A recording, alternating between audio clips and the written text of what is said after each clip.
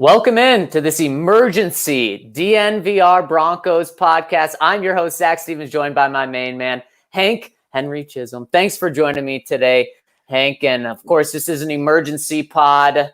Typically, those things aren't good. News coming down the wire right about now that Von Miller has suffered a major injury that could be season ending. The most latest update we have coming in from Adam Schefter saying that it is a tendon that Von Miller injured in his ankle that happened on the last play of practice today. And he's expected to need surgery, which would end his season. Hank, obviously, absolutely crushing news. What's the first thing that comes to your mind when you hear this? It's just how terrible this is. I mean, it's tough to even come up with better words than that. I mean, all of a sudden you start thinking about, like, are the playoffs still attainable? Like, when you lose your best player, what does that do to the ceiling? And, you know what? I do think that the playoffs are attainable. It did just get a whole lot harder, though. It sucks is my first thought. Yeah. And when you're talking about Von Miller, when you're talking about the greatest pass rusher in Broncos history, when you're talking about a first ballot Hall of Famer, when you're talking about potentially the best defensive player to ever be in your organization, those are huge things that you're talking about when you're talking about Von Miller. So I understand if people's brain goes to the big picture, Hank, like you're talking about, like, okay, what does this mean for Von Miller's future with the Broncos? What does this mean for the Broncos this year? What does this mean for the Broncos next week? Because, man, we're 6 days away from the Broncos opening the season. So I think any initial feelings are totally valid here because, Hank, this is a 30, Von's 31 right now. And if this is a season-ending injury, you look at his contract, which we'll dig into. But my first reaction is just, oh my goodness, what a terrible, huge blow for Von Miller and for the Broncos, because he's their best player on defense. Yep. And he's their highest paid player this year. Henry, he's their highest paid player next year. And you mentioned the playoffs, what this means for the Broncos in terms of the playoffs. Is there no chance of them making the playoffs? No, there's still a chance. But John Elway, Vic Fangio, everyone said that the formula for this team is, at least in the beginning of the season, to have their defense carry them. And you just lost the Super Bowl 50 MVP. You just lost potentially an 8-time Pro Bowler, an 8-time or 7-time All-Pro. What I'm trying to say is it's so hard to quantify how big of a loss this is if he is in fact done for the season. Yep. Yeah, no, that's basically it, is that this is a massive loss. I've been trying to find silver linings, and, you're not going to find anything where you can say, oh, well, this is now the case, so this is actually a good thing. It isn't. It is a very bad thing. And any silver linings are going to be very thin silver linings compared to the loss of Von. Here's what I've come up with. Last year, the Broncos had, in my opinion, a top 5 defense in the NFL. They didn't have Bradley Chubb. And now you can look at this front four, this starting pass rush, and say, you replace Von with Bradley Chubb. That's a downgrade. And I know that people want to push this whole thing that, Bradley Chubb is the new number 1 and all that. It's still Von is the number 1 of that group. But you do add Jarrell Casey, and you still have Draymond Jones there. And so now when you're looking at these nickel packages, you have 4 down linemen. Maybe Shelby Harris goes out to the edge and you bring Draymond Jones in next to Jarrell Casey. Maybe it's Casey or Jones who winds up being on the edge. Maybe Malik Reed is ready for that responsibility. So when you look at the pass rush, there's a lot that you can look at and say, okay, this is still fine. And you can get away with it, especially because I do think the inside linebackers are upgraded and because I think that the secondary is better than it was last year. And so when you look at all of it, there's still a path for this defense to be as good as it was last year. I wanted it to be a lot better than it was last year. This just sucks. That's all it is. Yeah, it really does suck. And Henry, I think people that listen to this podcast know that my expectations for Von were through the roof during the offseason, but tempered because he's getting paid $25 million this year. So I wanted to hold him accountable for that. But coming off an 8-sack season in his 30s, my expectations, realistic expectations, were low for Von going into training camp. I was, hoping he would be in the double-digit sack category. And then training camp came. And I told myself I wasn't going to get caught up in the hype. But after watching Von Miller in training camp practice with my own eyes, practice after practice, he was so freaking good. He was so dominant. And I've seen Von dominate training camp, going up against Garrett Bowles, going up against the rotating right tackles that the Broncos have had throughout the years. This was probably the best that he ever has been in training camp. Absolutely phenomenal. And then that's just looking at him on the field. Off the field, of course, there was all the talk of how he's this new leader now. And I really noticed it during camp and this last month as well. And if that's gone, I can't even say just how big of a blow that is to the Broncos pass rush, to the Broncos defense. And then you're also talking about Bradley Chubb, who 6 days before the start of the season is very much up in the air what his role is going to be. Is he going to have a big role? Is he going to play? Heck, I still have those questions on if Bradley Chubb's going to play week 1. The team seems confident about it, but Henry, he hasn't practiced in about 10 days right now. So you couple all of this together, and it's really hard to quantify just how big of a blow this is. And I'm not trying to be a Debbie Downer. I think, if you lose your highest paid player, a future first ballot Hall of Famer, that's, what we're talking about with Von Miller right now. Yeah, that's exactly it. And, there are ways to scheme pressure, and good defensive coordinators, and the Broncos are lucky to have one of those working with Vic Fangio as head coach. They can find ways to get pressure even without elite guys. The Patriots have been doing it for years.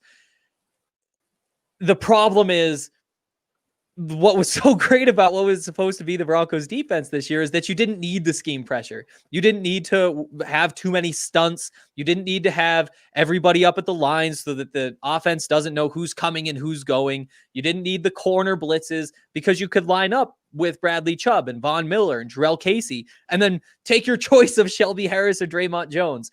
And based on the numbers game, at least two of those guys is going to have a one-on-one, and you expect those guys to win one-on-ones. Now, you can't just say, okay, we're dropping 7 guys into coverage, and that means that for A.J. Johnson, for Josie Jewell when he's on the field, you can play those little bit smaller zones because there's more people to cover the same amount of field.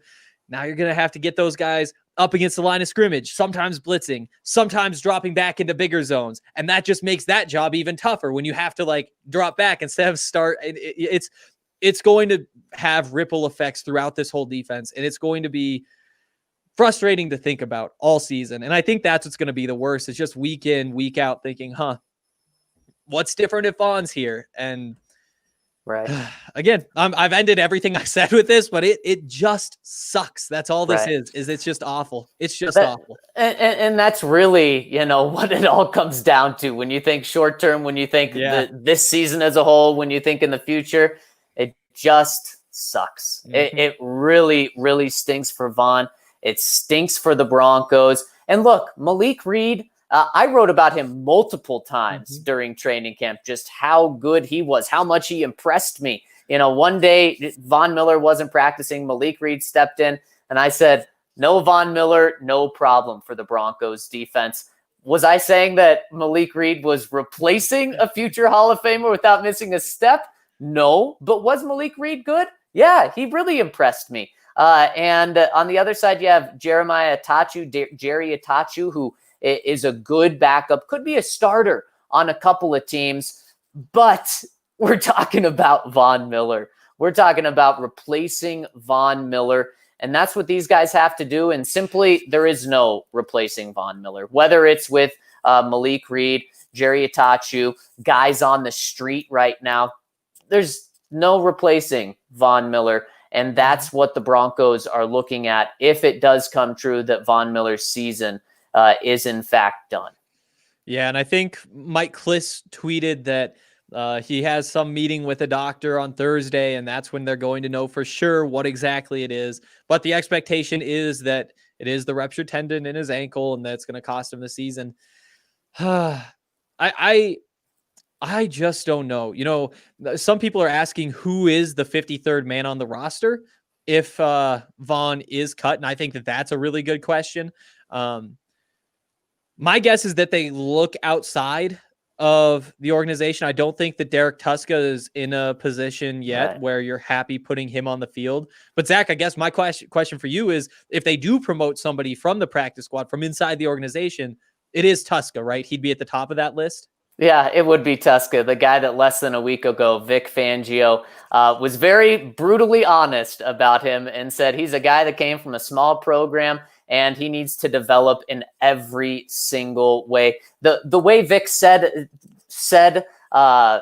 about Derek Tuska, it was clear that he was not going to make the 53. That, in fact, came true. Derek Tuska is just a small guy that needs to continue to develop. So that's not a guy that you're comfortable putting on the field. You know what? You may rather put someone on the field that is physically there and not mentally there yet, so that you can have Justin Simmons tell a guy what to do. There's no Justin Simmons right before a play telling Derek Tuska, okay, gain 20 pounds and don't get pushed over by this lineman.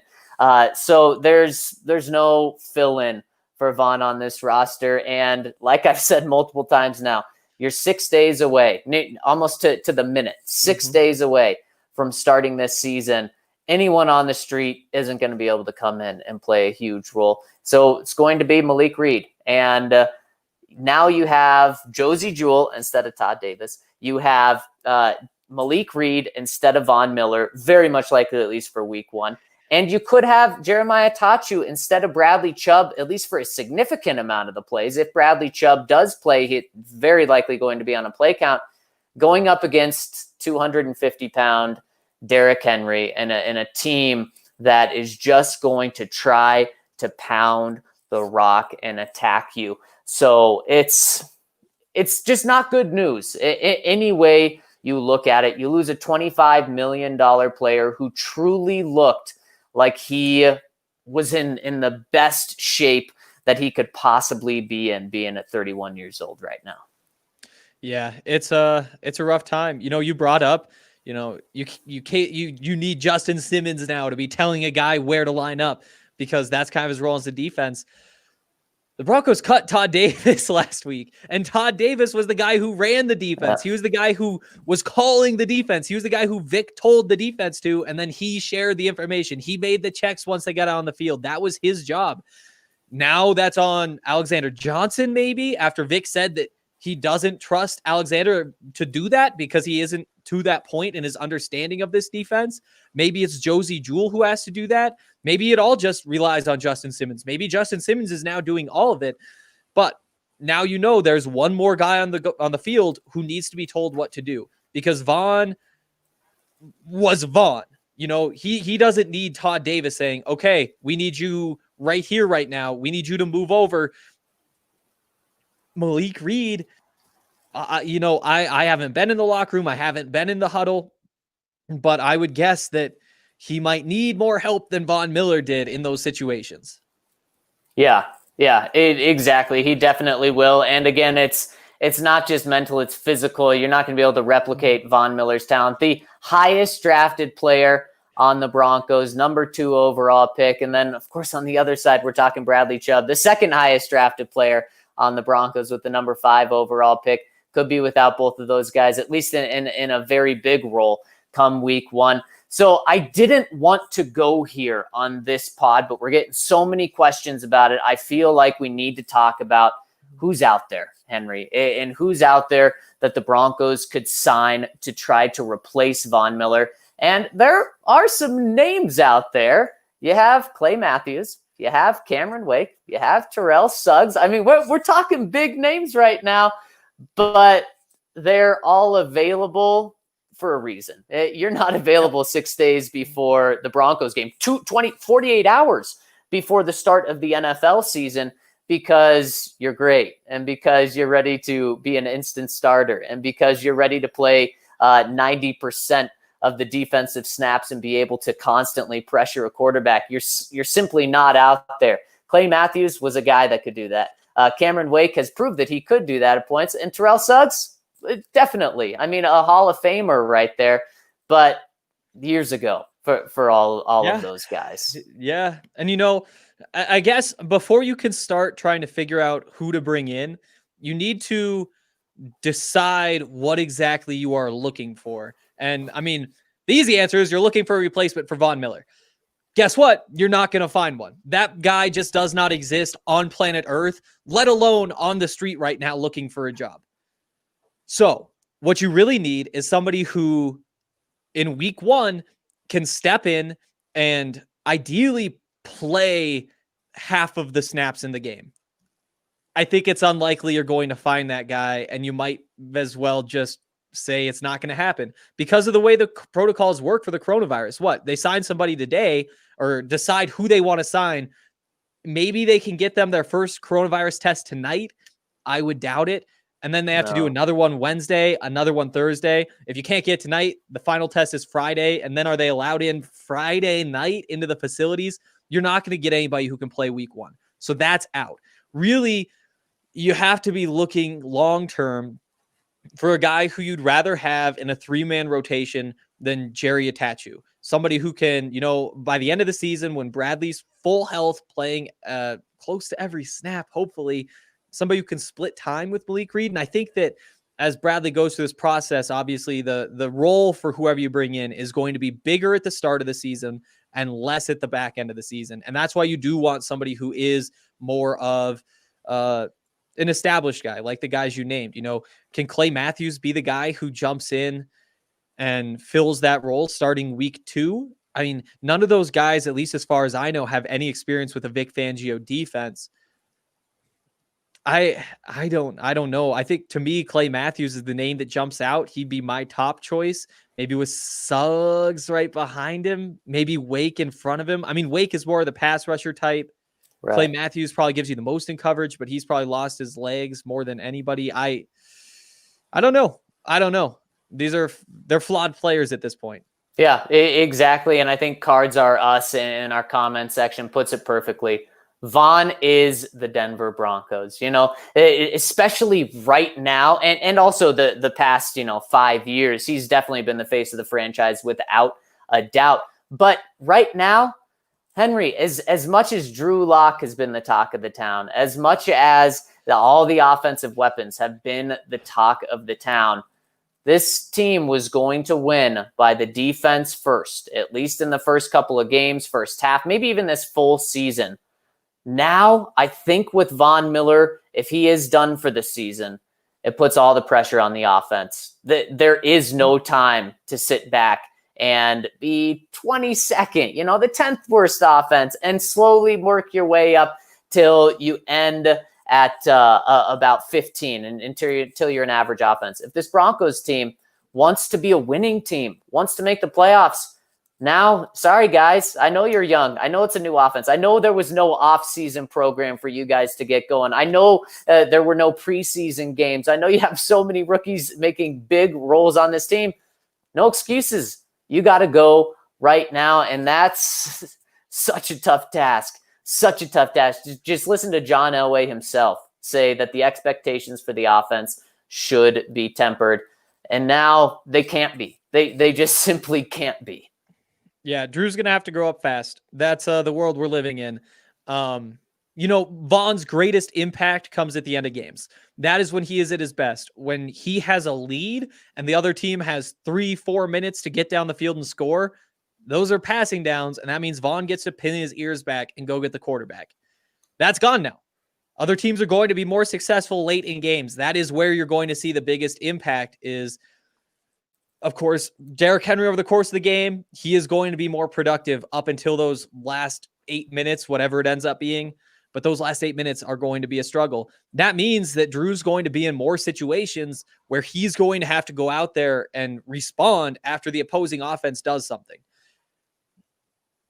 hopefully he does it. I mean, he's going to have a lot of situations where he can go out there and make a name for himself. You know, John Elway is known for being like the late game guy. Drew, it's kind of do or die time, because you're not going to be able to give the ball to Melvin and Phil in the way that you expected and just run out the clock and trust the defense in the way that you expected. You know, you hope the running game is doing enough to like keep him out of trouble early on, but this really does mean that the bar has been raised that Drew needs to clear. Yeah. And we have a few comments coming in, which take kind of another look at this Vaughn injury, one from Kenny Booker and one from Joey Harrison. And they're along the lines of, why do people keep thinking that this is the Super Bowl 50 Vaughn and acting like he's in the prime of his career? And he's not. You know, I'm not saying that he was going to have the best year of his career, have 18 and a half sacks or carry the Broncos to a Super Bowl, but he's your highest paid player on defense. He did only have 8 sacks last year, and I was certainly critical of that. I did expect a bigger year for him this year.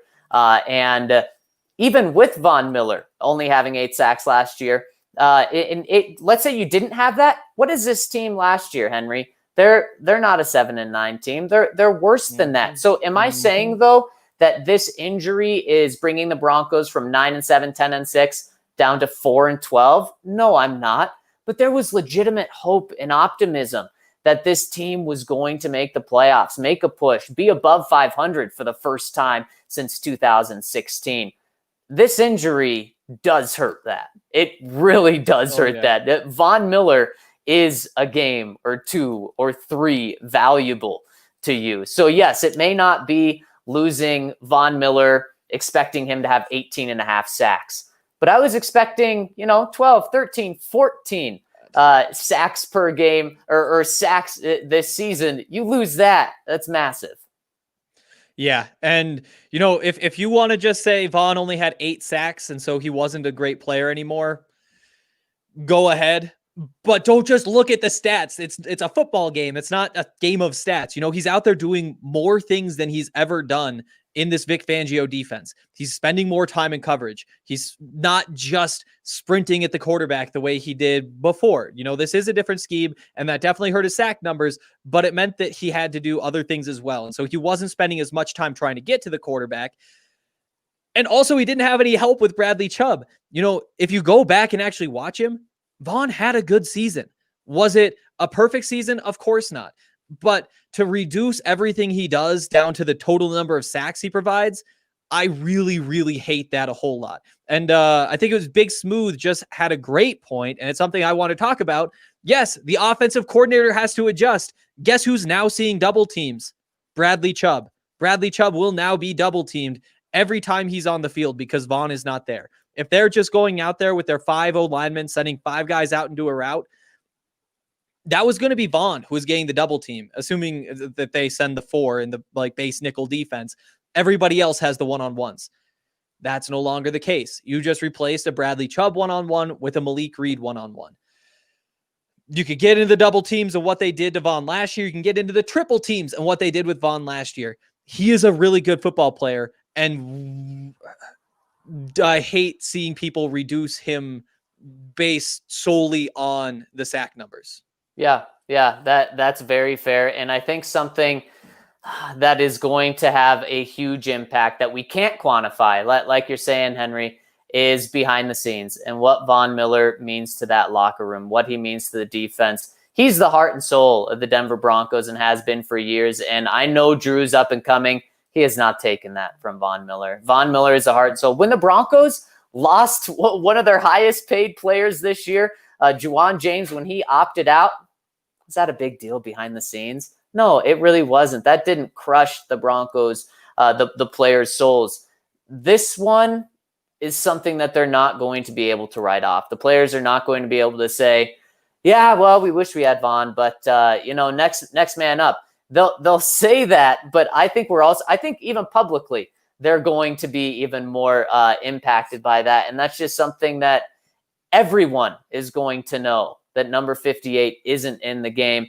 So really hoping, Hank, that in the next few days, it comes out that it's not as serious as it is.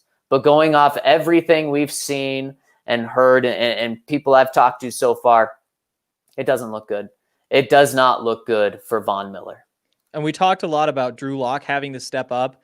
The defense has to step up too, because again, that is Von Miller's football team.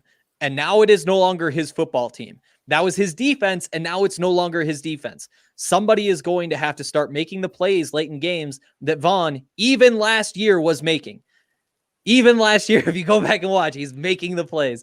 I think that Bradley Chubb, for example, in those late game situations where the other team is trying to get down the field quickly, they're trying to go score, to tie it up, to take the lead, whatever. Now Bradley has to be the guy that everybody looks to and says, you go get the quarterback. That is now his job. That was not his job. Everybody looked to Vaughn in those situations. Now Justin Simmons needs to start picking off some passes. I think that he's still incredibly underrated. I think that they should have given him his contract. But the interception numbers weren't what you want to have from somebody who is asking for as much money as he was rightfully asking for. He needs some late interceptions to make up for the loss of late sacks that you're not going to have because Vaughn's gone. Throughout this whole defense, a whole bunch of these young guys are, you can look at two ways. You can say that they either have the opportunity to go out there and win games for their team because Vaughn isn't going to be the one who's doing it, or you can say, what is this defense even going to be late in games, and how is this loss of Vaughn going to affect their odds at the playoffs? It's just not good. It's not a good situation. Yeah. Hank, you're kind of lost for words, and I think that's what Broncos country is. Lost for words right now. Don't know where to go. So excited for this season, and for some people, it's crushing. For others, and kind of like we talked about, it just puts a huge emphasis now on the Broncos offense and really shifts what needs to happen for this season in order for them to make a playoff push like a lot of us were expecting.